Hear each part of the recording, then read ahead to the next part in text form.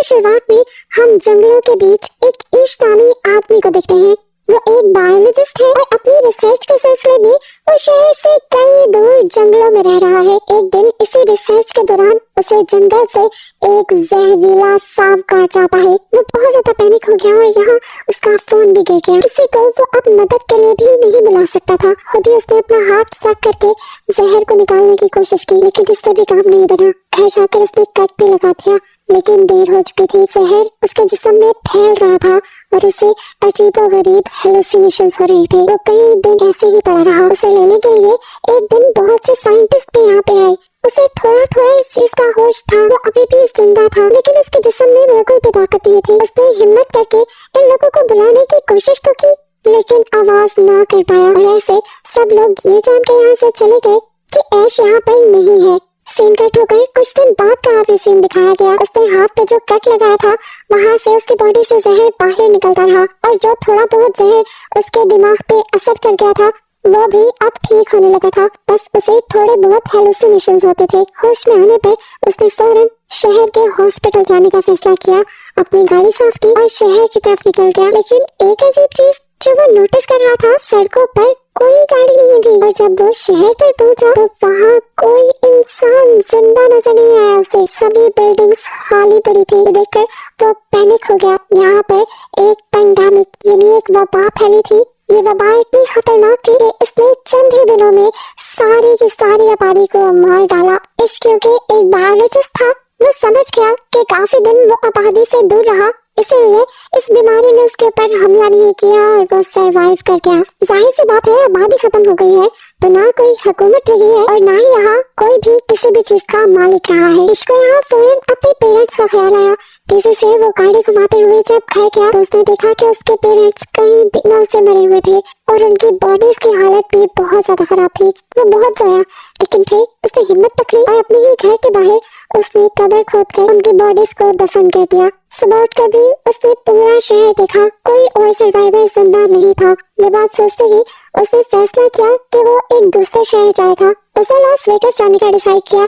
कुछ जरूरत का सामान और गन लेते हुए वो निकल गया, लेकिन ब्रिज जो लॉस वेगास की तरफ जाता था वो भी सील था। उसे बहुत गुस्सा आया और लंबा रास्ता लेकर जैसे ही वो लॉस वेगास पहुंचा तो देखा कि यहाँ पे भी सभी लोग मारे गए। मॉल्स, बड़े बड़े होटल्स, कैसीनोस सब खाली थे। थक हार कर वो एक होटल में चला जाता है, वहाँ रात गुजारता है और महंगी चीजें एंजॉय करता है क्योंकि अब ये सब कुछ उसके लिए फ्री था। वो अपनी उम्मीद खो चुका था कि उसे कोई मिलेगा, लेकिन लकीली अगली ही रात उसे दो लोग मिले जो दोनों ही सरवाइव कर गए थे उस बीमारी से। लड़की ने अपनी दुखिया कहानी बताई कि उसने अपनी फैमिली को वीडियो कॉल पे मरते देखा है और अब उसे जीने की कोई उम्मीद नहीं, जबकि ये आदमी भी मरना ही चाहता था क्योंकि ऐसी अकेली दुनिया में वो सरवाइव नहीं कर सकता था।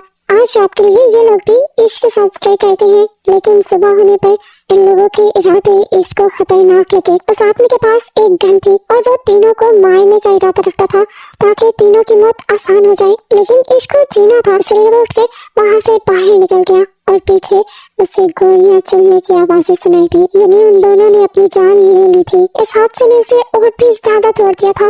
उसे शिद्दत से एहसास हो रहा था कि अब वो पूरी दुनिया में अकेला ही रह गया है। तेज गाड़ी चलाते हुए वो अपने घर वापस लौट आया। रास्ते में उसकी गाड़ी के सामने एक डॉग भी आ गया था। वो डॉग भी बिल्कुल इश्क की तरह अकेला था। इसने इसे अपना साथी बना लिया और उसे जीने की एक नई उम्मीद मिली। इसने एक नई सिरे से अपनी लाइफ गुजारना शुरू की। सर्वाइवल की किताबें पढ़ना शुरू। खाने पीने की तो यहाँ कोई कमी नहीं थी, कमाने की अब जरूरत भी नहीं थी। रोज काम करने के वक्त वो पूरे टाउन में घूमता था इस उम्मीद से कि शायद उन्हें कोई सर्वाइवर मिल जाए, लेकिन हर रोज वो ना उम्मीद लौटता था। एक दिन वो जब चाय पीते हुए अपने डॉग के साथ विंडो के पास खड़ा था तो तभी उसका डॉग अचानक से भौंकने लगा क्योंकि उसे किसी इंसान के होने का पता चला था। दूर एक घर में से धुआं निकल रहा था। साफ मतलब था कि वहाँ पे कोई इंसान हो सकता है। फौरन उसने गाड़ी निकाली और उस घर की तरफ बढ़ गया जहाँ से धुआं दिखाई दे रहा था। किस्मत से वहाँ पे एक लड़की थी जो उसे देखकर तो डर गई। इसने उसे यकीन दिलाया कि वो उसे नुकसान पहुंचाने नहीं आया, वो खुद भी एक अकेला इंसान है और किसी दूसरे सर्वाइवर की तलाश कर रहा है। ये बात सुनकर उस लड़की ने उसे अपने घर आने की इजाजत दे दी।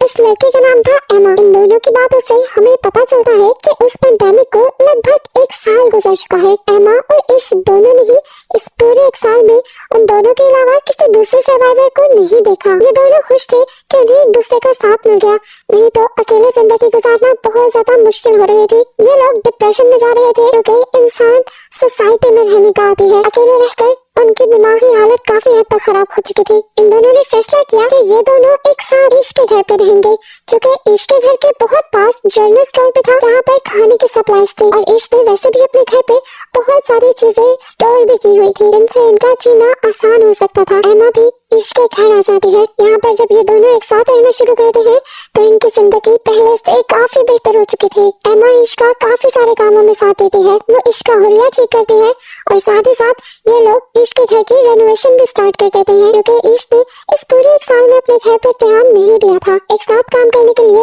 ये रोज सुबह उठते और अपना टारगेट पूरा करते। ये दोनों ये भी समझते थे कि अगर दुनिया में सिर्फ ये 2 ही लोग बचे हैं तो अब इन्हें आबादी भी बढ़ानी चाहिए। पहले तो ये दोनों का फैसला था, लेकिन ईश को जब पता चला कि एमा प्रेग्नेंट हो गई है तब वो बहुत ज्यादा डर गया। उसे डर था कि क्या उसके बच्चे इस अजीब सी दुनिया में सरवाइव कर पाएंगे। एमा उसे हौसला देती है कि सब बेहतर हो जाएगा। ईश जो कि एक बायोलॉजिस्ट था, वो बुक से पढ़कर बच्चे के पैदा होने के तरीके देखने लग जाता है, क्योंकि वो जानता था कि ये दोनों अकेले हैं और उन्हें ये काम खुद ही करना पड़ेगा। साथ ही ये दोनों इस घर को परफेक्ट करने की भी कोशिश कर रहे थे। ईश ने यहाँ पे सोलर पैनल्स भी लगा लिए थे ताकि उनके घर में इलेक्ट्रिसिटी की कमी ना हो। पेंडेमिक को क्योंकि काफी वक्त गुजर गया था, शहर भी जंगल की तरह बनने लगे और जंगल के जानवर शहरी इलाकों की तरफ आने लगे। उनके लिए ये बड़ा खतरा बनता जा रहा था, इसलिए उन्होंने अपने घर के इर्द गिर्द एक बाड़ बना ली और इन जानवरों से बचने के लिए अपने पास कुछ हथियार भी रख लिए। इन लोगों ने खुद भी बहुत से पालतू जानवर पाल लिए थे जिनसे इनकी जरूरत की चीजें पूरी होती रही और ये लोग ज्यादा से ज्यादा मसरूफ भी रहे। इंसान ना होने की वजह से इर्द गिर्द का सारा इलाका हरा भरा हो गया और यहाँ की हवा भी बहुत साफ हो गई। इनकी सेहत भी अच्छी हो गई थी पहले से काफी। इनकी लाइफ एक तरह से परफेक्ट ही थी, लेकिन फिर एक दिन इनको एक और बड़ी मुसीबत का सामना करना पड़ गया। पता नहीं कहां से शहर में बेतहाशा चूहे आ गए। इनको देखकर ईश बहुत ज्यादा पैनिक हो चुका था। इन चूहों को अपने घर से दूर रखने के लिए ईश ने सारा आग का बाड़ अपने घर के इर्द गिर्द जलाना शुरू कर दिया, लेकिन ये एक रात तक काम कर सकता था। एमा ने उसे समझाया कि हम इसका भी हल निकाल लेंगे। सुबह होने पर ईश घर से बाहर गया और आसपास से बहुत सारी बिल्लियों को लाकर उसने यहाँ पर छोड़ दिया। बिल्लियों ने ये चूहे खाना शुरू कर दिए और आखिर ये लोग इस प्रॉब्लम से भी निकल गए। फाइनली अब वो दिन भी आ गया था जब एमा को अपने बच्चे को जन्म देना था। ये सारा काम ईश खुद हैंडल करता है और हमें दिखाया जाता है कि इन लोगों के पास एक बहुत ही प्यारी बेटी पैदा हुई थी, जिसे देखकर ये लोग बहुत ज्यादा खुश थे। जीने की एक नई उम्मीद जो मिल गई थी इन्हें। इसके बाद ये लोग अब सड़कों पर जाकर अपने घर का एड्रेस लिखाते हैं, इस उम्मीद में कि अगर कोई सर्वाइवर यहाँ तक आए तो वो उनके घर पहुँच जाए खाना और पानी के लिए। देखते ही देखते 6 साल और गुजर गए। ईश किसी काम के लिए जंगल की तरफ बढ़ रहा था कि अचानक उसकी कार के सामने एक जंगली जानवर आ गया। डरकर ईश बाहर निकला तो उसने जानवर को देखा। वो अभी जिंदा था, दर्द में तड़प रहा था, इसलिए ईश ने उसकी मुश्किल आसान की और उसे शूट करके मार डाला। ये सब दूर खड़ी एक लड़की देख रही थी।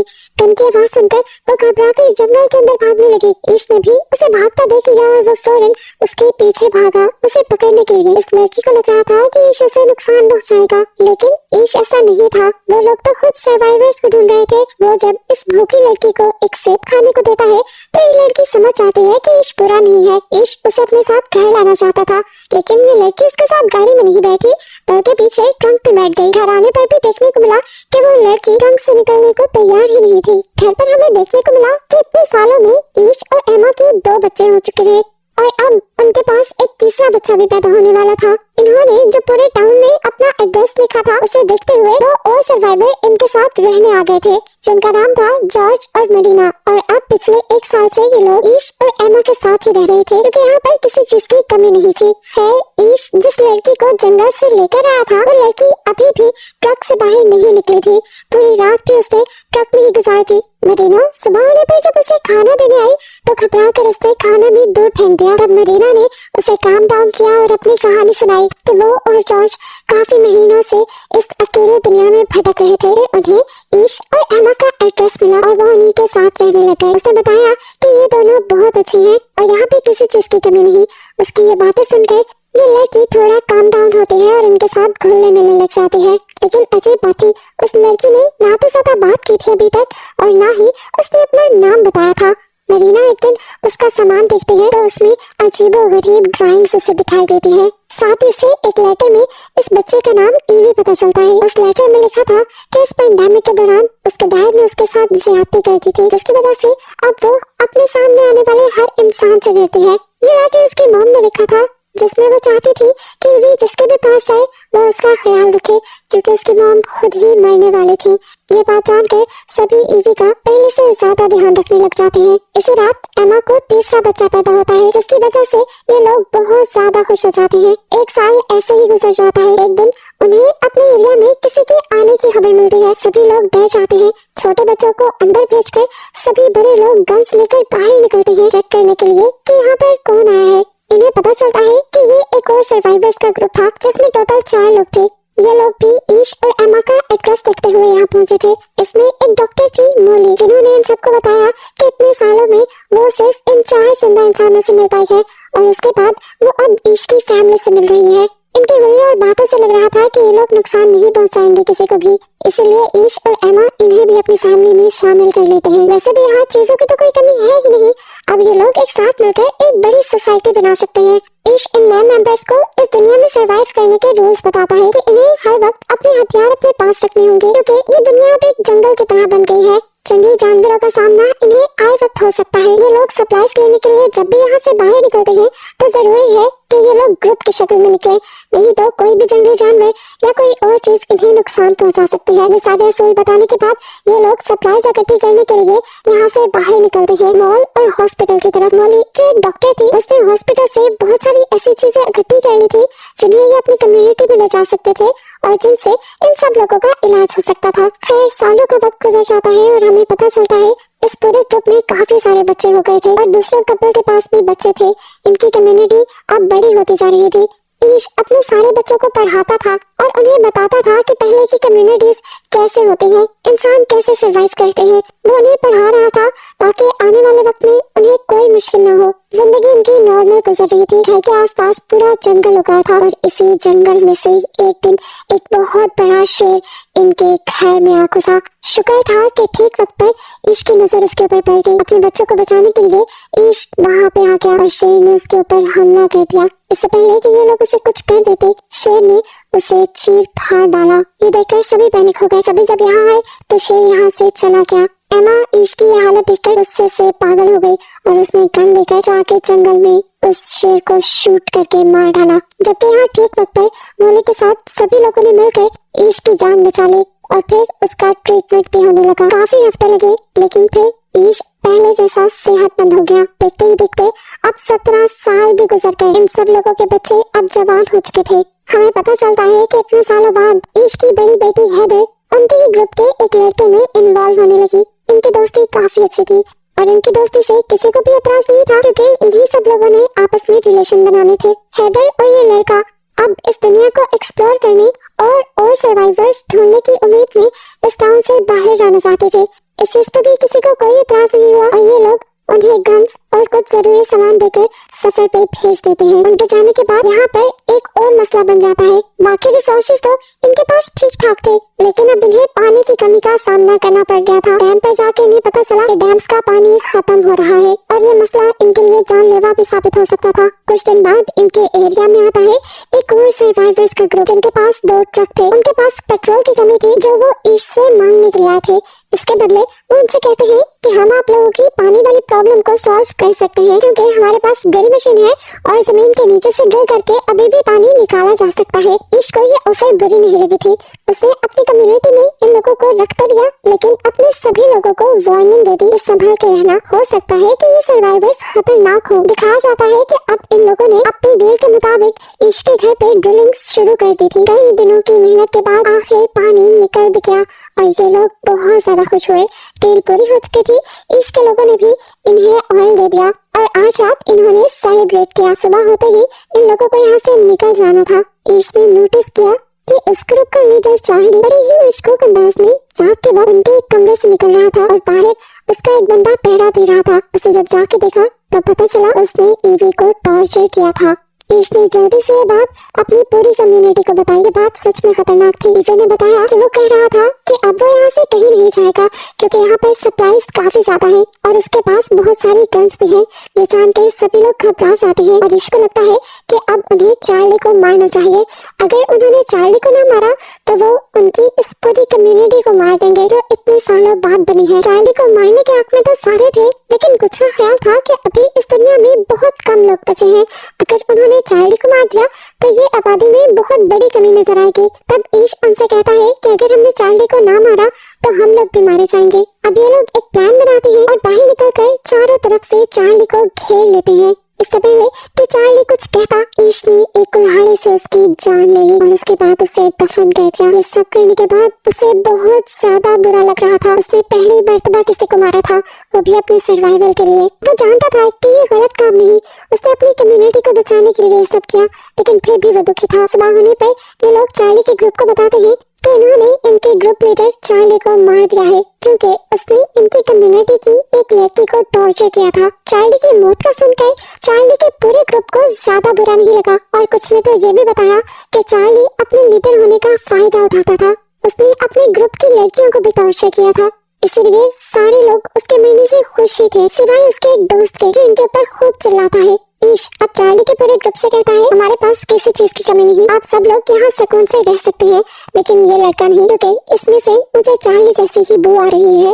ये हमारे लिए खतरा साबित हो सकता है। सब लोगों की एक जैसी राय लेकर सजा के तौर पे ये लोग चार्ली के दोस्त को अपनी कम्युनिटी से बाहर निकाल देते हैं। पहले तो ये लड़का निकल गया, लेकिन जब उसे एहसास हुआ कि वो बाहर की कम्युनिटी में अकेला सर्वाइव नहीं कर पाएगा तो वो वापस पे आया, लेकिन ईश ने अपनी कम्युनिटी की सिक्योरिटी के लिए उसे कबूल नहीं किया। देखने को मिला कि कम्युनिटी के सभी बच्चे पुरानी ही रिसर्च से एक प्लेन बनाने की कोशिश कर रहे थे। वो जानते थे कि कुछ ही दिनों में वो इसे परफेक्टली बना भी लेंगे, लेकिन उससे पहले ही इनकी कम्युनिटी को एक और बड़ी मुसीबत का सामना करना पड़ गया। कम्युनिटी के बहुत से लोग उसी वायरस से इन्फेक्टेड हो गए जो वायरस आज से 20 साल पहले फैला था। जिनसे पहले ये सारे सर्वाइवर्स किसी न किसी तरह इम्यून हो गए थे। मोली के पास काफी सारी मेडिसिन थी जिसकी वजह से उसने सबका इलाज तो किया, लेकिन ईश का बेटा वो बहुत ज्यादा बीमार था।